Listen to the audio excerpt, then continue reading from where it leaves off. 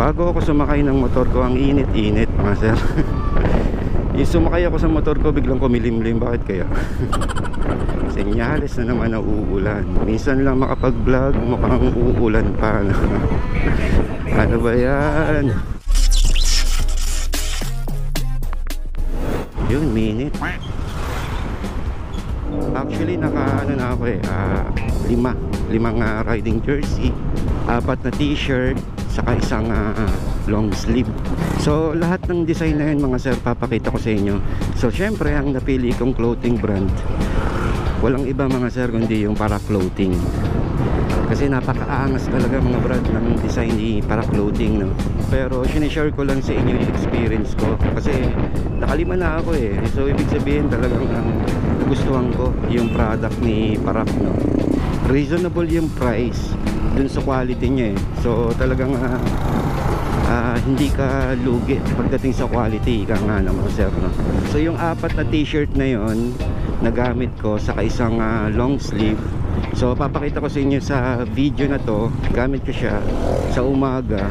Syempre medyo pagtirik ang araw pag naka t-shirt kayo, medyo gagamit kayo ng arm sleeve. So sa video na yan, yung gamit ko na Para Clothing na yan na t-shirt, gumamit din ako ng arm sleeve.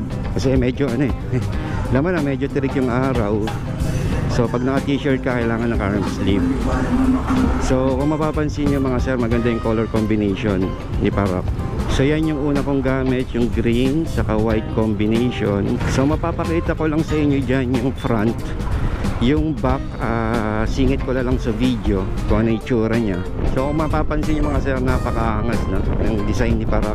Hindi siya overkill, kumbaga yung design, yun yung point ko rin.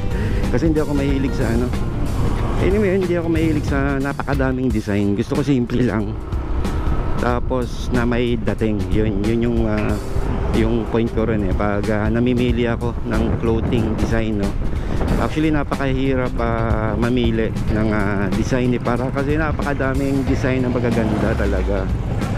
So yun nga, kung naghahanap kayo ng clothing or riding jersey, t-shirt man yan or long sleeve, at least kung nagustuhan nyo yung Para Clothing, makikita nyo rito yung gustuhan kong design. Baka magustuhan nyo rin, kumbaga parang ganon, sasakit yung ulo nyo, ano ba talaga maganda, ano ba talaga. At least dito makikita nyo yung itsura nya gamit yung motor natin, no?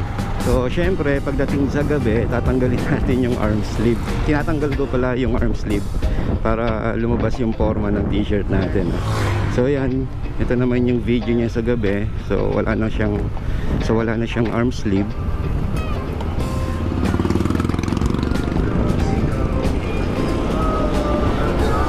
So napaka-comfort din niya gamitin sa gabi. So yan yung isang design na nagustuhan ko. Ito naman pangalawang design na ipapakita ko sa inyo mga sir. White color siya pero astig din ng design eh. Isa rin niya sa nagustuhan ko, kaya nabili ko rin yan. Huli na naman sila rito, one way kasi rito eh. So bawal ang naka-helmet din, one way lang. Sinara nila yung 100 para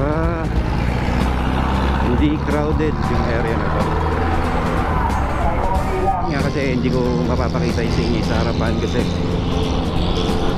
naka front view lang, camera lang tayo. Hindi ko alam kung paano ko i-mount yung camera ko sa likod eh. Kaya sa harapan ko lang siya napapakita. So singit ko lang yung yung likuran para makita niyo yung kung anong design meron siya. So pakita ko na rin sa inyo yung gamit ko siya sa gabi.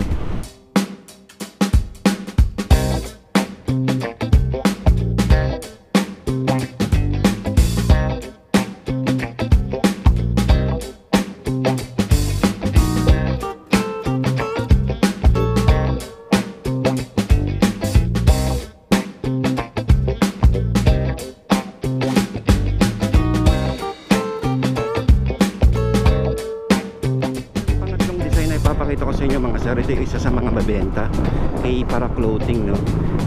More in black yung color niya. So astig din yung design dito sa likod.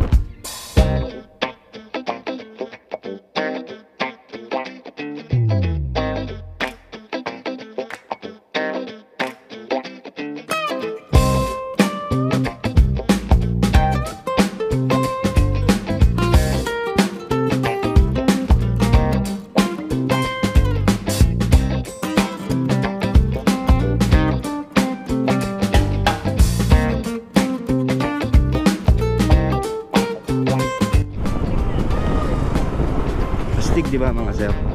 Pakita ko na rin sa inyo yung isa pang design. Apat kasi yung t-shirt natin eh. Nakalimutan ko ano nga bang design niya. So pakita ko lang uli sa inyo yung video. Nakalimutan ko lang kung ano yung design niya eh. So yan yung pang-apat natin na design pagdating sa t-shirt na napili. Okay, para clothing. Tapos napaka-solid na mga tela. Lahat yan mga sir.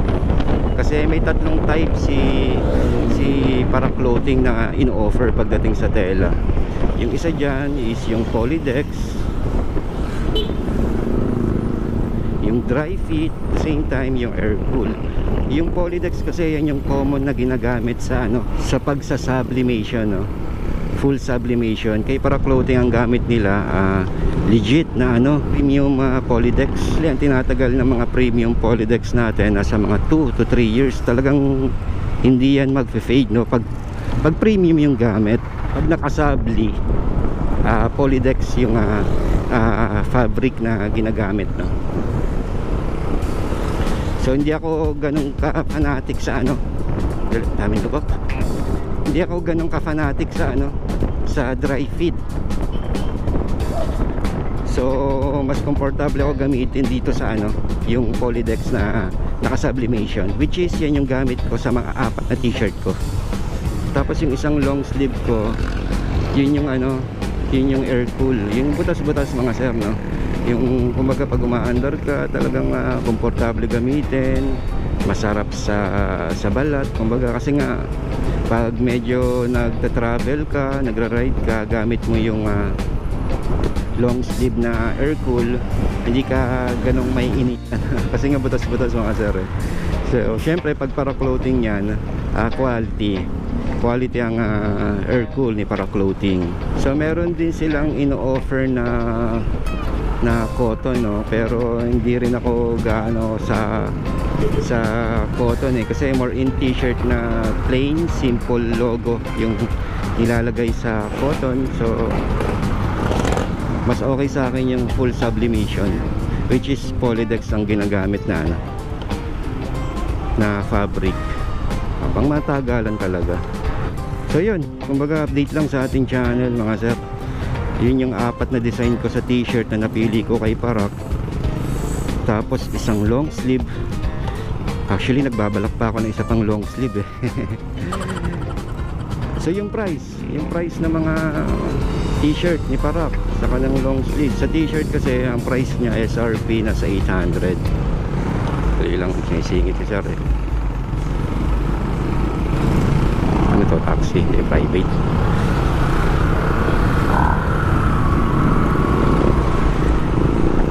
So yung price niya SRP naman yan 800. So kinuha ko siya sa online. Bakit sa online? Kasi sa Shopee mga sir, merong tinatawag na installment plan dun eh. So ang SRP niya 800, 799. So nakuha ko siya ng 3 months kay Shopee. Tapos